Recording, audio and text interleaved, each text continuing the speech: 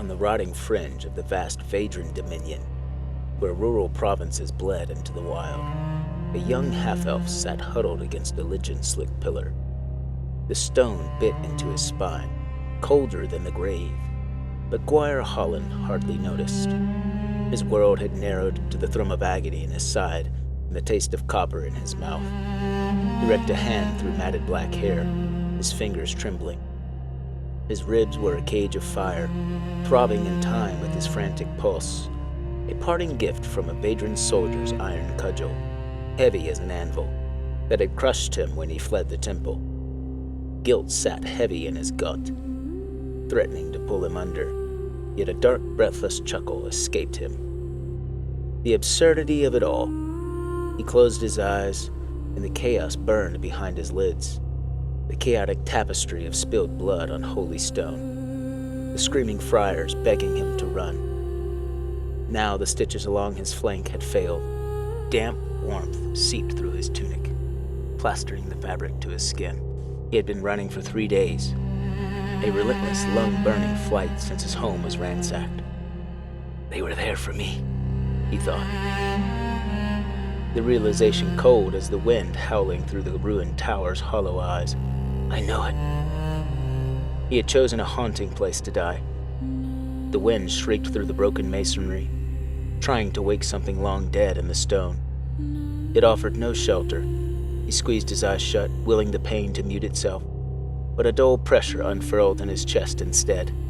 Familiar, unwelcome, and inevitable as the new moon's dark. The blood beneath his skin stirred. He did not behave as blood should, knitting flesh with slow, biological patience. It woke with a soft, insistent awareness. A sound slipped from his throat, half laugh, half groan, as he lifted shaking fingers to peel back the sodden tunic. Thin crimson filaments crawled from the wound. They moved with purpose, branching lines, sketching sigils no scribe had ever taught him across his pale skin. He pressed his palm to the gash. The touch seared, a white-hot brand that smelled of ozone and iron. But the bleeding slowed. Survive, the blood whispered. That is all. A soft displacement of grit echoed in the shadows. Gwyar went still, his own heart beat against his ribs like a trapped bird. The only sound in the ruin. He knew better than to believe he'd shaken them. Vaedran slavers were thorough, and the borderlands were full of opportunists who would trade a warm body for a pouch of silver. He forced himself up. His legs threatened to fold like wet paper, but he locked his knees, his hand dropping to the hilt of the stolen dagger lashed at his hip with fraying cord. He didn't look formidable, lean, pale, a figure carved for candlelit archives rather than knife fights, but desperation sharpened him. No one expected a scholar to fight like a man with nothing left to lose. A shape detached itself from the gloom behind a partial wall, outlined against the milky dusk. A woman, taller than him, impossibly still. Even in that brief glimpse, a faint prickle crawled along the scars hidden beneath his clothes. Gwyar fumbled with the dagger, his grip slick with sweat, trying to assume a stance that screamed danger rather than panic. Whoever you are, he rasped, his voice scraping like rusted hinges. If you're here for the bounty, you'll find I'm worth less than the trouble. I'm fierce with a blade. The wind shifted, and her outline resolved. Long silver hair drifting in the draft, a slender, fair hand resting with casual poise on the pommel of a sheathed sword. Gwyar's eyes widened, sharp, pointed ears, glacial eyes that seemed to hold the winter sky. I'm not interested in coin. Her voice was quiet, dispassionate, cold as the draft rattling the tower. Her thumb brushed the sword's pommel. Somehow, that was worse. Gwyar ground his teeth together. He drew a slow breath, tasting grit and the metallic tang of terror. Enough. If he was going to die here, it would be foolish to leave his only advantage holstered. He pressed both palms over the wound at his ribs. Pain flared bright and electric, sinking its teeth deep into his nervous system. He did not look away. He watched as the crimson filaments thickened, the blood turning from liquid to a crawling lattice of sigils. The red light pulsed, drawing flesh over raw muscle in a thin, puckered seam. His heart drummed a heavy cadence. The sour taste of revulsion rose in his throat, tangled with a dark, forbidden hunger. The woman watched. Her eyes coldly assessed and dismantled him, causing the hair on the back of his neck to stand. She was a professional. He was the assignment.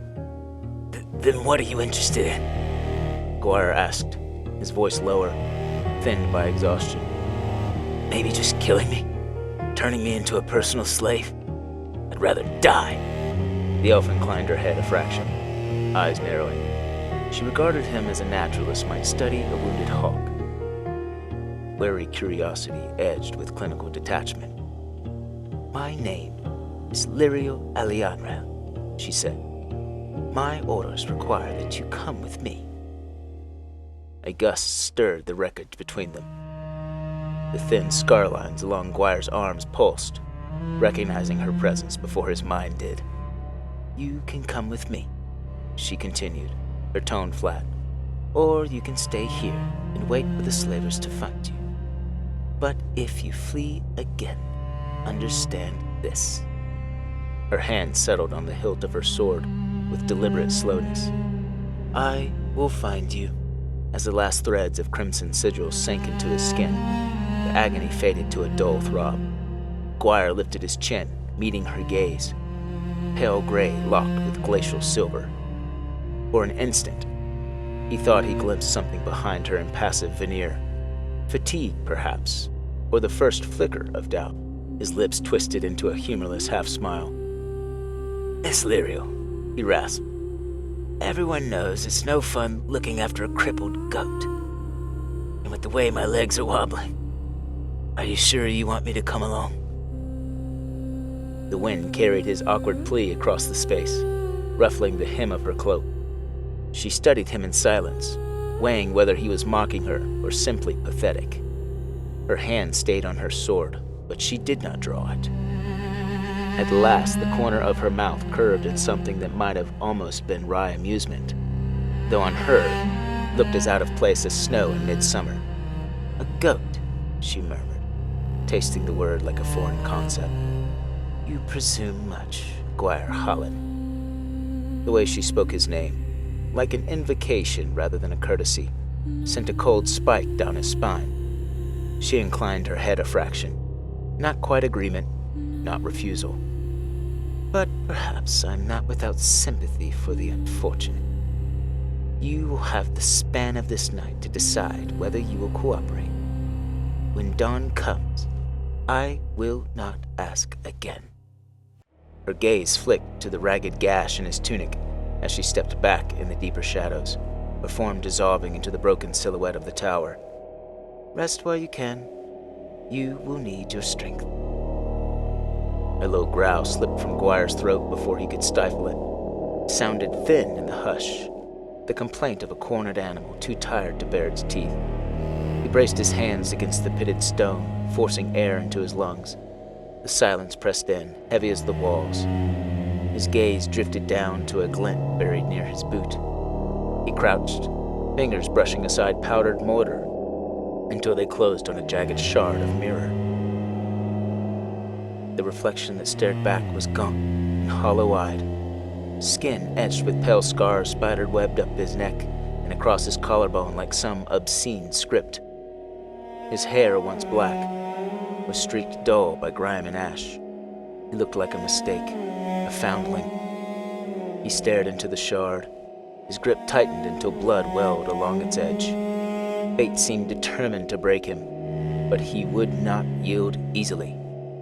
His reflection wavered into something leaner, almost predatory. He squeezed his eyes shut before the transformation could finish. A sharp exhale left him. He let the shard clatter to the flagstones and pressed his blood-slicked palm to his forehead, wrestling frustration back into its cage. He was still breathing, still free, if only by a thread. Gwyar sank to one knee, the cold seeping through his threadbare cloth. He wiped his palm across his thigh, but the blood only smeared, beating again from the shallow cut. The sight of it stirred old, forbidden fascinations. He leaned back against the pillar, fighting the churn in his head. A couple of hours, maybe less. He could almost hear the Vaedrans already, their dry voices counting coins over his corpse. How long could he keep running, hating what was inside him until he finally broke? He stared at the fresh cut, watching the slow trickle of vibrant red. It seemed absurd that so small a wound could mean so much. I could heal it. But this cursed power is what got everyone killed. With a flicker of will, he could close the skin. Too easy, and easier every time. He flexed his fingers, watching the blood bead against his skin, catching the moon's light like liquid garnet. A sudden gust shrieked through the tower, whipping his hair across his eyes, but his focus never wavered. He was going to survive. He couldn't keep pretending. The moment he called it up, truly chose it, he would never let go. Gwyar closed his eyes, drawing a breath that tasted of old stone and entropy. He let the quiet fill his head until the frantic throb behind his temples lessened. Then he raised his voice. Lyriel! The name felt strange in his mouth, like speaking it gave her power, but he was past caring about his pride. Silence answered him at first. Then, from the darkness beyond the crumbled archway, she emerged, smooth as a wraith slipping from a veil. She moved with unhurried grace, every step measured. Her silver eyes flicked to his bloody hand and returned to his face. You are hurt, she observed, her voice maddeningly composed. Gwyar let out a low breath, half a scoff. I'm always hurt. She stopped a few paces away. She looked no older than her mid-20s, but something in her stillness felt ancient. I'm not going to waste your time, he said, surprised at the steadiness of his voice. I've spent years hoping someone could cure me of this, hoping it was some mistake that could be undone if I just ran far enough or prayed hard enough. His fingers curled then, smearing the blood. But running hasn't done me any good. Neither is hiding. So if you can stand there and tell me there's a cure, some way to cut it out, I'll go with you and do whatever you say. The words echoed, swallowed by the tower's hollow throat. A strange, brittle calm settled over him. He lifted his chin, meeting her gaze squarely. And if there isn't, then I'm done pretending it doesn't belong to me. I'll learn to live with it, however I have to. Lyriel studied him, her expression remote, but her eyes softened by a fraction. At last she inclined her head, graceful as a falling leaf. There is no cure, she said, voice low and even. Not as you hope for. What you carry is not a sickness. It is a desire. The last flicker of hope in his chest guttered out, leaving only cold clarity. So be it, Gwyar whispered. He lifted his bleeding hand and watched the thin rivulet trace a line across his wrist. If it's mine, he murmured, I will learn to wield it. Under his gaze, the wound obeyed. Flesh drew together, the blood receded, and skin knit smooth and pale, marked only by the faintest ghost of a scar. Gwyar exhaled, feeling something ease in his chest, denial evaporating. He flexed his fingers, testing the seam of new skin, a forbidden wonder skimming the surface of his mind. Then he glanced up and realized, absurdly, that he was about to apologize. Gwyar fumbled with his dagger. I may not be quite as fierce with the blade as I projected, even though I'd fight those Vaedrans to the death if I had to. Lyriel tilted her head, silver hair spilling over her shoulder. She said nothing, but the angle of her mouth looked perilously close to amusement. He huffed out a breath. So under these present circumstances, even though I will learn to use what I have, he let his hands fall. I should probably still go with you, huh? Lyriel inclined her head once. Yes, you should. Her gaze traveled over him, scrutinizing every fracture and flaw. But do not mistake this for surrender, she added, her tone carrying unyielding weight. Learning to wield what you are is not the same as letting it consume you. Her eyes held his, cool as winter. "Come dawn, we will leave this place together. You will have my protection, my guidance." A thin thread of dry humor tugged at her mouth. "And, if you insist, my pity." She stepped back into the shadows as if she'd never emerged at all. Gwyar scuffed his boot against a loose stone, sending it skittering across the floor to crack against the far wall. The noise was too loud. Regret bloomed in his toes. He pressed a hand to his forehead. For all his grand declaration, part of him still felt like a sullen child throwing stones at the moon. "Regretting your resolve already?" Her voice answered from the darkness, smooth as water over slate. He dropped his hand. Pale eyes glimmered in the shadows. "No," he said, more curtly than he intended. Embarrassment curdled into defiance. "But you speak like you know everything I'm about to become. Tell me, Lyriel, do you know more than me about what I am?" "No," she said at last. Not cold, not pitying, only honest. "I know much about the workings of blood and the legacy the Eldrathi left behind. Enough to recognize a living weapon when I see one. But no one knows everything, not even me." She inclined her head. "Which is why you are alive, Gwyar Hollin. I am tasked with containing threats, not with destroying every anomaly I encounter. I want to understand you, and if you allow it, perhaps help you understand yourself." Gwyar's shoulders eased. "Well then," he mumbled, fatigue roughening his voice. "I'm gonna have a seat over there." He gestured to a stable-looking patch of floor. "And try not to become an abomination, while I dig into the truth I always hoped would disappear." He kicked aside a chunk of stone and sank down with a groan. The chill seeped into his bones. He tipped his head back against the cold wall and closed his eyes. A thin current of night air threaded through the gaps overhead. He thought he heard her move again, but he didn't look up. If he was honest, he was relieved she remained close. Let his head rest heavy against the stone. Quiet pressed in, and he did not feel like running. The darkness behind his eyes wasn't restful. It felt crowded, like something unseen watched him from the far side of his thoughts. "So," he began, his voice low. "Blood." His breath misted faintly. "I control my blood." He lifted his hand, flexing his fingers. Nothing moved this time, just a hand. "What could that possibly mean?" he murmured. "I can just heal fast, grow back a limb. That's it." He shook his head. "No, that's not it." He could feel it, a tightened pressure behind his ribs, waiting. It wasn't just healing. He'd known it the first time the power slipped his leash, when the Overseer's whip cracked his shoulder and the blood had leapt to catch the leash, hardening into a terrible lattice. "This feels," he whispered, "a little more sinister. This power is not that kind." He closed his eyes, willing his thoughts to quiet. He pictured his heart with visceral clarity, a muscle clenching and releasing in a rhythm older than words. At first, darkness. Then a subtle pressure stirred, like countless tiny currents shifting beneath his skin. His heart slammed once, and he felt every pulse racing outward, each wave a living thread.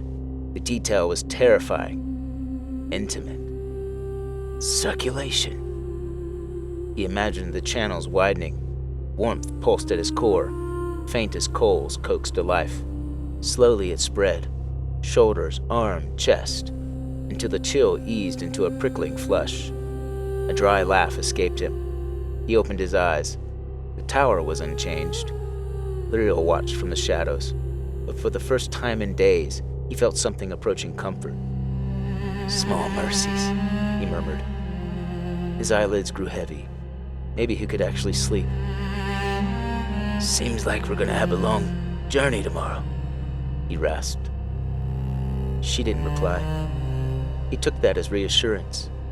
Gwyar slumped back, the tension draining. His heart beat fast, but the blood retreated from that edge of restless potential. He closed his eyes, breathing in dust and old mortar. Sleep settled in, then his limbs twitched, his breathing quickened, sweat slicking his forehead. The nightmare struck sudden and violent, not memory but something deeper. In the dream he ran, always ran, but this time the blood didn't whisper, "Survive." It screamed.